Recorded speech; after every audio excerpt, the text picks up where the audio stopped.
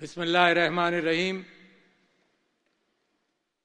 कौम को, आप सब लोगों को, बहनों को, भाइयों को, पाकिस्तानियों को कौम का 77वां यौम आज़ादी आप सबको मुबारक हो। और इस मौके पर सबसे अच्छी चीज़ ये होगी कि मैं बानियान पाकिस्तान को खिराज तहसीन पेश करूं, जिन्होंने पाकिस्तान के लिए जद्दोजहद की और पाकिस्तान बनाकर हमारे हाथ में दे दिया।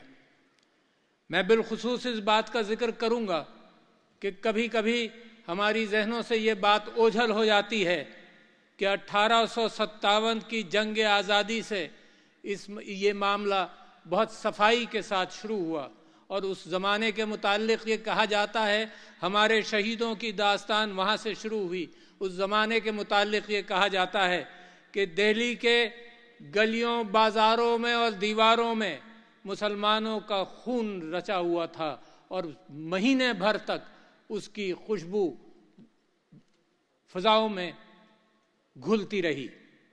वहाँ से जद्दोजहद शुरू हुई।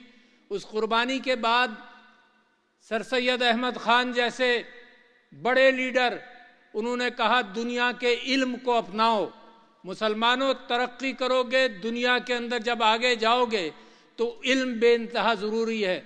वहाँ से इल्म की दाग बेल डाली गई। अल्लामा इकबाल का विजन उम्मत के एतबार से और इस बात से कि मुसलमानान हिंदुस्तान अपना उरूज पाएंगे और उड़ान पाएंगे और दुनिया के ऊपर एक खूबसूरत नज़र डालेंगे। और फिर कायद आज़म मोहम्मद अली जिन्ना की वकालत, इंसाफ पसंदी और जद्दोजहद, जिसके मुताल्लिक़ बहुत सारे लोग कहते हैं कि दुनिया में ऐसे कम लीडर पैदा हुए जिन्होंने नक्शा बदला, दुनिया में एक बहुत कम लीडर पैदा हुए जिन्होंने कौम बनाई, कायद आज़म उनमें से हैं।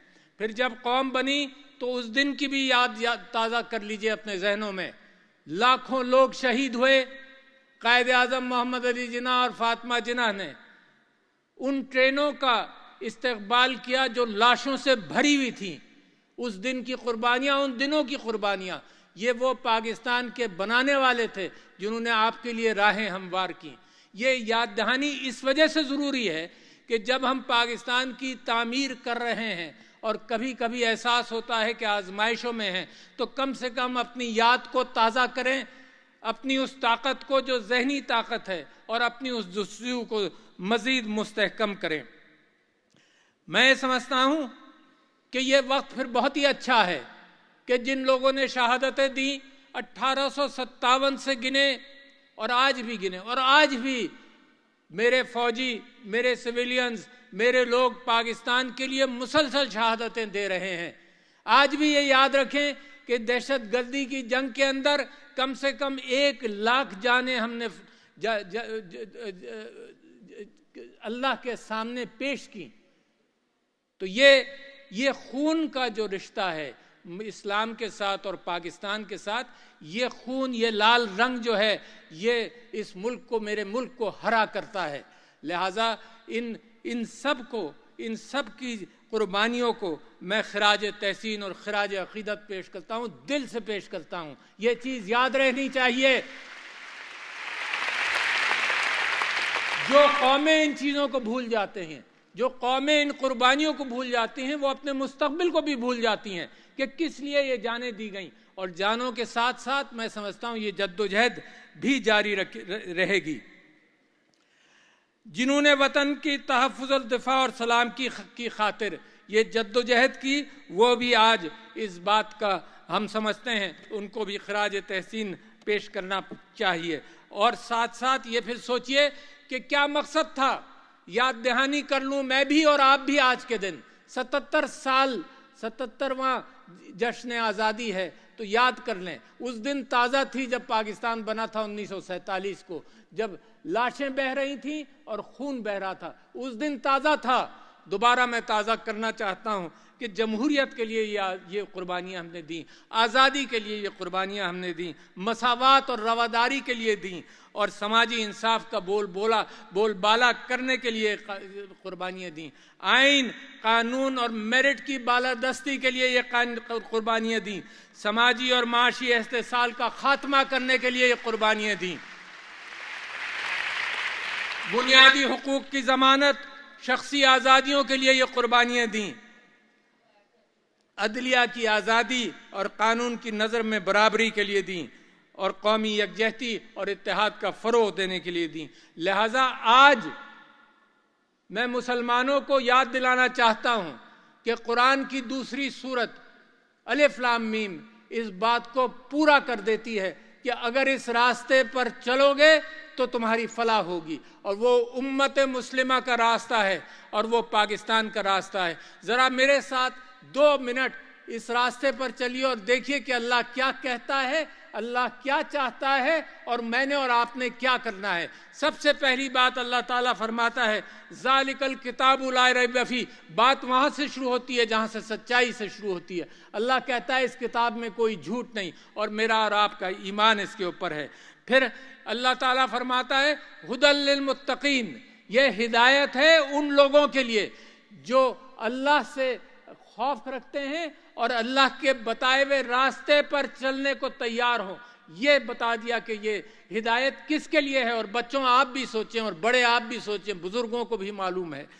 ھدی للمتقین الذین یؤمنون بالغیب، کہ ایمان لائے وہ متقی جو ایمان لائے غیب پر، کیونکہ اللہ ہے بھی اور میرے دل سے قریب ہے، میرے ہر روئے میں بھی ہے اور نظر بھی نہیں آتا، اور یہی وہ ہے کہ غیب پر ایمان لاتا ہے۔ تو ہر مسلمان گواہی دیتا ہے اس بات کی کہ اس کا اللہ پر ایمان ہے۔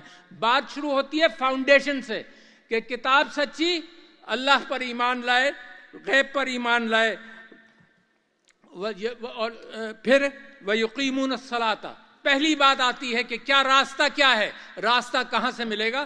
جو لوگ نماز قائم کرتے ہیں، اور بچوں اور بڑوں اس بات کو ذہن میں رکھو کہ یہ نماز صرف ریچول نہیں ہے، یہ نماز یہ دن میں 20-25 مرتبہ میں اللہ تعالیٰ سے دعا کرتا ہوں، ان کلمات کے بیچ میں جو اللہ کی تعریف میں اور اللہ کی بڑائی کے لیے بیان کرتا ہوں، اس کے بیچ میں کہتا ہوں کہ اہدنا الصراط المستقیم، اللہ مجھے سیدھا راستہ دکھا۔ سوچیں ذرا اس بات کو، دن میں 25 مرتبہ میں مانگتا ہوں کہ اللہ مجھے سیدھا راستہ دکھا، اور سیدھا راستہ کہاں ملتا ہے؟ سیدھا راستہ سارے قرآن میں ملتا ہے، سیدھا راستہ میرے اسوہ حسنہ میں ملتا ہے، سیدھا راستہ میرے خلفائے راشدین کی زندگیوں میں ملتا ہے، سیدھا راستہ اللہ نے منور کر دیا ہے۔ مگر پھر بھی میں دعا کرتا ہوں اللہ سے کہ سیدھا راستہ مجھے دکھا دے، یہ قرآن کے اندر۔ اور پھر نماز کے ساتھ پھر اللہ تعالیٰ ایک ذمہ داری عائد کرتا ہے، وہ کہتا ہے مما رزقناہم ینفقون، کہ جو تم کو دیا اس میں سے تم اللہ کے راستے میں نکالو، جو تمہیں کھانے کے لیے دیا، جو رزق دیا، مال و دولت تو بات کی بات ہے، اس بنیاد پر میری قوم بنتی ہے، اس بنیاد پر مسلمان کی امت بنتی ہے کہ جو اللہ نے دیا یہ اللہ کا ہے۔ یہ نیشن سیکولر سٹیٹ سے ہٹ کر یہ اسلام کا دعویٰ ہے کہ یہ سب چیز اللہ کی ملکیت ہے، ہولڈ مت کرو اللہ کے راستے میں، وَمِمَّا رَزَقْنَاهُمْ يُنْفِقُونَ۔ تو میں یہ کہتا ہوں کہ پاکستان کے لیے اور اسلام اور امت مسلمہ کے لیے یہ راستے کا جو تعین کیا گیا ہے اس کے اندر سب سے بنیادی چیز ہے۔ میرے نبی صلی اللہ علیہ وسلم نے 2 کام سب سے زیادہ کیے ریاست بنانے سے پہلے، ایک یہ کہ خیرات کی، غریبوں کا خیال کیا۔ ساری زندگی ان کی مکی زندگی کے اندر آپ یہی چیز دیکھیں گے، اور مدنی زندگی میں بھی دیکھیں گے، ریاست بنانے کے بعد بھی غریبوں کا خیال کیا، وَمِمَّا رَزَقْنَاهُمْ يُنْفِقُونَ، اور انصاف کیا۔ اگر یہ 2 چیزیں مسلمانوں کی ریاست میں کم ہو جائیں تو اللہ کی برکت نہیں آتی۔ تو لہٰذا میرے دوستوں بھائیوں، میں وہاں سے بات شروع کرتا ہوں، اور انصاف کے حوالے سے میں آپ سے یہ کہوں کہ بڑی قرآن بھرا ہوا ہے ان ہدایتوں سے، انصاف کے اندر ایک واقعہ مجھے یاد آتا ہے حضرت داؤد علیہ السلام کا، کہ 2 فرشتے آئے، انہوں نے اپنا مقدمہ بیان کیا اور ایک کی بات سن کر حضرت داؤد نے فیصلہ کر دیا۔ دیکھو انصاف کے لیے اللہ تعالیٰ قرآن میں ہدایت دیتا ہے کہ کیسے کرو، دوسرے فریق کو بھی سنو۔ اس بات پر یہ بات اللہ تعالیٰ کو ناگوار گزری اور حضرت داؤد معافی مانگتے رہے، اللہ تعالیٰ نے پھر ان کو معاف کیا۔ تو لہٰذا انصاف کے لیے ضروری ہے کہ فریقین کو سنا جائے، انصاف کیا جائے۔ جس ملک میں انصاف کم ہو جائے گا اس ملک کے اندر سارا نظام تتر بتر ہونے کا امکان ہے، لہٰذا اس سے گریز کرو۔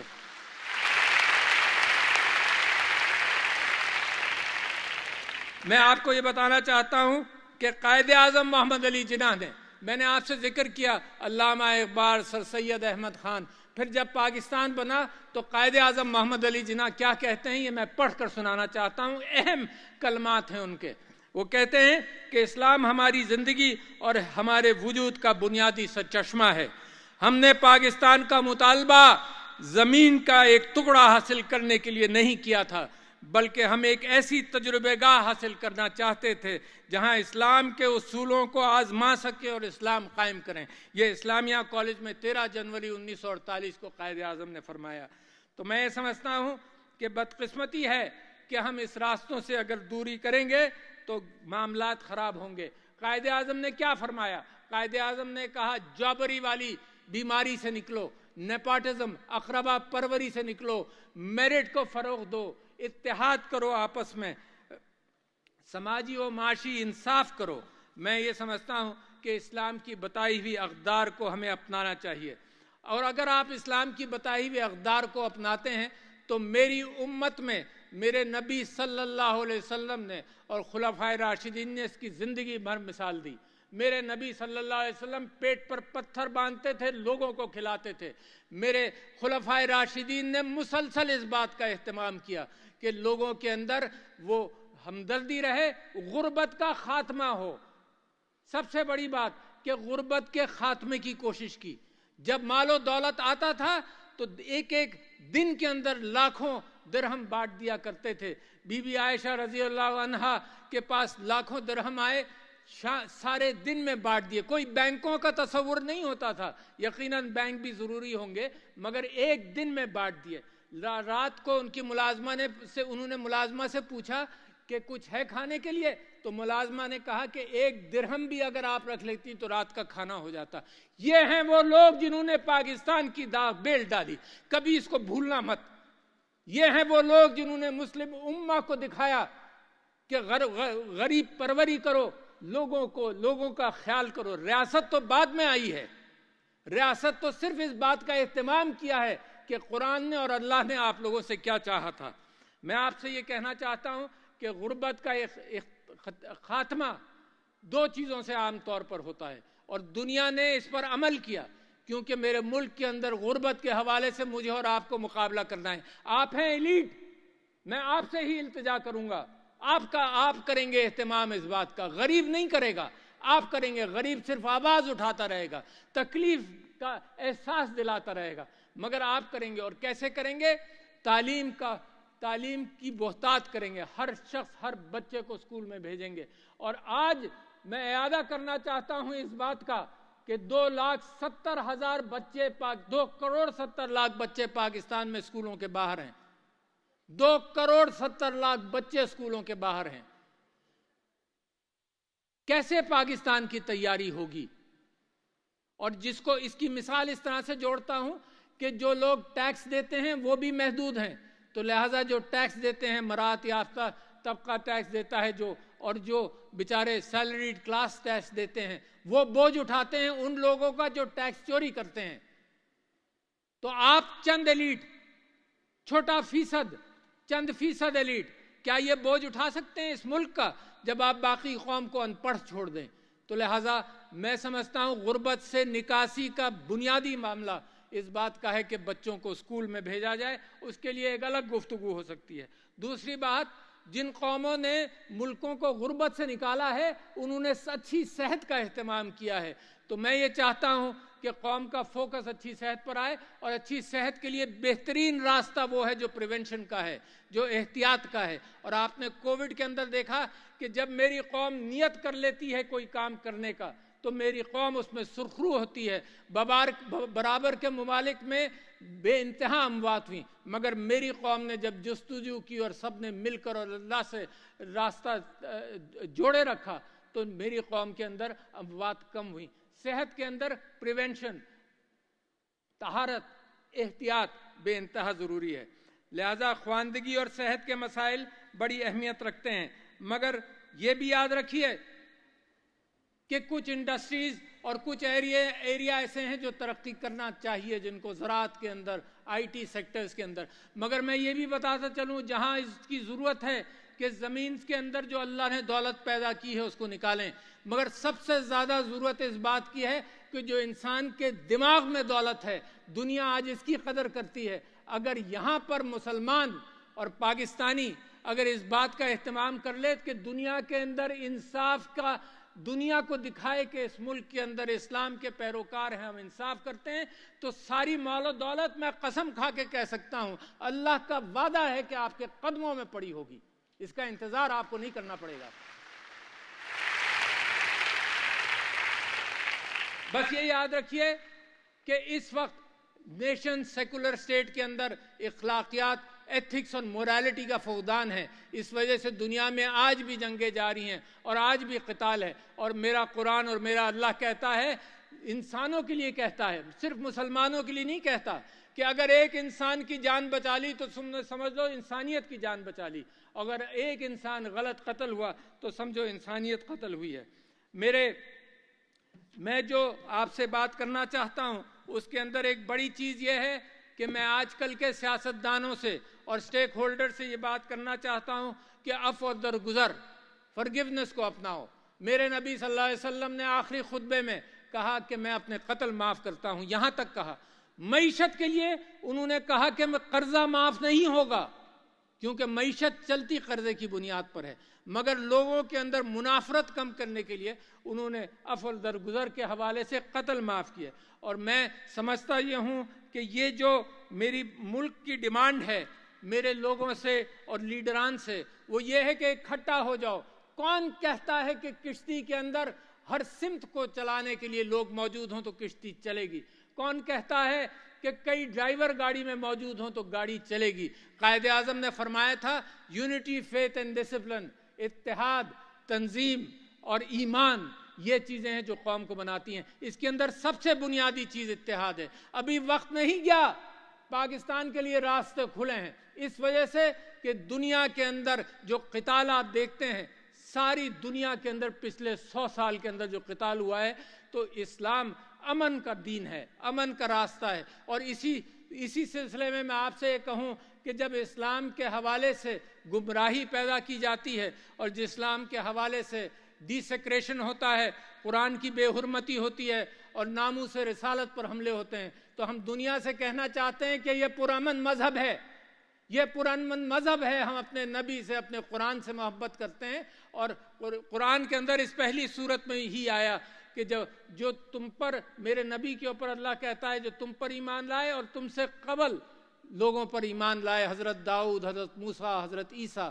تو ہم تو قدر کرنے والے لوگ ہیں اور امن چاہتے ہیں۔ اس دنیا میں جہاں گلوبل وارمنگ ہو رہی ہو، اس دنیا میں جہاں اور مسائل بڑے پیدا ہو رہے ہوں، اس دنیا میں جہاں انسانیت خود خطرے میں ہو، اس کے اندر بجائے اس کے کہ منافرت پھیلائی جائے، اس دنیا کے اندر محبتوں کو فروغ دینا پڑے گا، اور اسلام وہ واحد راستہ ہے، اور پاکستان اس راستے کو، میرا ایمان ہے اس راستے کو پاکستان منور کرے گا۔ میں چند چیزوں سے مزید آپ کی توجہ دلانا چاہتا ہوں۔ قائد اعظم نے فرمایا کہ جب تک عورت شانہ بشانہ ساتھ نہیں چلے گی کوئی ملک ترقی نہیں کر سکتا۔ بی بی خدیجہ رضی اللہ عنہا was a business woman۔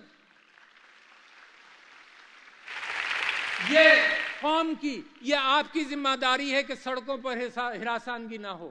یہ آپ کی ذمہ داری ہے کہ عورت جب حق روزی تلاش کرے، جیسے مرد حق روزی تلاش کرتا ہے، تو اس کے لیے راستہ سیف ہو، ورنہ نتیجہ یہ ہے کہ پاکستان نصف آزادی کو پوری طرح سے اپنے جی ڈی پی کے اندر اور اپنی محنت مزدوری کے اندر جب استعمال نہیں کر پا رہا تو ترقی نہیں ہوگی۔ قائد اعظم اپنی بہن کو اپنے ساتھ رکھا، اور قائد اعظم کے ایک واقعہ بڑا مشہور ہے کہ اپنی بیوی کے ساتھ جب وہ ایک جلسے میں لکھنؤ میں گئے تو وہاں باہر روک لیا گیا ان کو، مریم جناح کو، تو قائد اعظم گاڑی میں بیٹھے تھے، وہ واپس آئیں کہ جلسے میں مجھے نہیں جانے دے رہے، تو قائد اعظم نے اپنی جیب سے اپنا انویٹیشن کارڈ اس کو دیا کہ اب تم کو کوئی نہیں روکے گا۔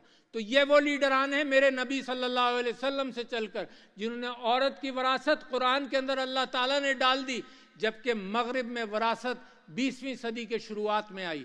تو یہ آپ کو ایج تھا اور آپ کو ایج ہے، اور دنیا آپ سے آگے نکل جائے تو میری آپ سے درخواست یہ ہے کہ پسے ہوئے طبقے کو اٹھاؤ گے تو ترقی کرو گے، جس کے اندر ان پڑھ بچے، جس کے اندر ان پڑھ بچوں کو اور جس کے اندر عورت کو تحفظ فراہم کر کے آگے لایا جائے۔ یہ وہ چیزیں ہیں جس کی یاد دہانی میں کرا رہا ہوں، کوئی نئی بات میں نہیں کر رہا، یہ وہ جس کا تجدید عہد ضروری ہے، جس دن سالگرہ ہو اسی دن تجدید عہد ہو، کہ یہ ہم کرنا چاہتے ہیں۔ میں آپ لوگوں سے یہ بات کرنا چاہتا ہوں، اپنے کشمیری بھائیوں کے ساتھ یکجہتی کا اظہار کرنا چاہتا ہوں کہ اقوام متحدہ کی قراردادوں کی بنیاد پر ہم یہ سمجھتے ہیں کشمیر بنے گا پاکستان، ہم یہ جانتے ہیں کہ ان کے اوپر ظلم اور ستم ہو رہا ہے، ہم یہ کہتے ہیں کہ ہم انشاءاللہ کشمیر جب بنے گا پاکستان تو آج ہم دنیا سے درخواست کرتے ہیں کہ ہم نے اقوام متحدہ پر بھروسہ کر کر اپنا فائل اقوام متحدہ دنیا کی اقوام کے سامنے رکھا اور آج تک اس کے اوپر کوئی عمل نہیں ہوا، تو ان کو ہم اپنی دوستی اور اپنا ساتھ ہم ان کو بتانا چاہتے ہیں کہ ہم ساتھ کبھی نہیں چھوڑیں گے۔ دوسرے، میں تمام اسلامی ممالک، اپنے دوست ممالک، تمام ممالک کا شکریہ بھی ادا کرنا چاہتا ہوں کہ ہماری ضرورت کے وقت وہ ہماری مدد بھی کرتے ہیں، جس میں چین، سعودی عرب، متحدہ عرب امارات، ایران، ترکیہ، خلیجی ممالک، OIC اور دیگر دوست ممالک کا خاص طور پر شکریہ، جنہوں نے ہر مشکل میں ہمیں آسانی کا راستہ دکھایا۔ اور اپنی گفتگو کا اختتام کرنا چاہتا ہوں قرآن پر، قرآن کی آخری سورت پر، قُلْ اعوذ برب الناس ملک الناس الہ الناس، اس کا ترجمہ جو ہے وہ سنیں۔ میں پناہ مانگتا ہوں پھر کہ دیکھو، جب میں نے آپ سے گزارش کی کہ اسلام کا راستہ، اپنا کردار، اپنے گھر، ہر چیز کے اندر کردار کو پختہ کرو، تو پھر اس کے ساتھ ساتھ میں یہ چاہتا ہوں اس بات کو میں کلوز کروں دو چیزوں پر۔ ایک تو یہ ہے کہ اللہ تعالیٰ فرماتا ہے کہ پناہ مانگو اللہ سے، اپنے رب سے، اپنے الہ سے، کہ جو لوگ وسوسے ڈالتے ہیں دل میں، پھر ڈاؤٹ سے نکل جاؤ، پھر قائد اعظم کی بات کے ایمان پر پورا ایمان رکھو، ڈاؤٹ سے نکل جاؤ۔ تو لہٰذا یہ بہت ضروری ہے کہ کوئی بھی کہے کہ پاکستان ایسا، پاکستان ویسا، میں آپ سے وعدہ کرتا ہوں، آپ اپنے آپ سے وعدہ کیجئے کہ پاکستان بہترین ترقی یافتہ ملک بنے گا۔ چند سالوں کی بات ہے، اس سے زیادہ کی نہیں، اگر آپ نے دامن پکڑ لیا اور اگر اس پر عمل کیا آپ نے، تو مجھے یقین ہے، کیونکہ اللہ تعالیٰ فرماتا ہے اگر آپ نے ان چیزوں پر عمل کیا تو جب میری زمین منور ہوگی، جب میرے لوگوں کا سورج چمکے گا، اور جب افلاس مٹے گی، جب ملک میں محبتیں بڑھیں گی، جب تعلیم سب کو ملے گی، جب انصاف کا بول بالا ہوگا، جب آئین کا وعدہ پورا ہوگا، تب اللہ بشارت دیتا ہے قرآن کی دوسری سورت کے اندر، اولئک علی ھدی من ربہم واولئک ھم المفلحون، کہ یہ وہ لوگ ہیں جن کو اللہ کی ہدایت پہنچ گئی اور یہ وہ لوگ ہیں جنہوں نے فلاح پایا۔ تو جب اللہ کی بشارت ہوگی تو میں یقین دلاتا ہوں آپ کو کہ آج بھی میری آواز نکلتی ہے پاکستان کے لیے، پاکستان پائندہ باد، مگر جب ہر دل، اور یہ آواز زیادہ زور سے نکلے گی اور ہر دل کی آواز اور مزید گونجے گی، اور میرا رواں رواں پکار کر کہے گا اور زور سے کہے گا، پاکستان پائندہ باد۔ شکریہ۔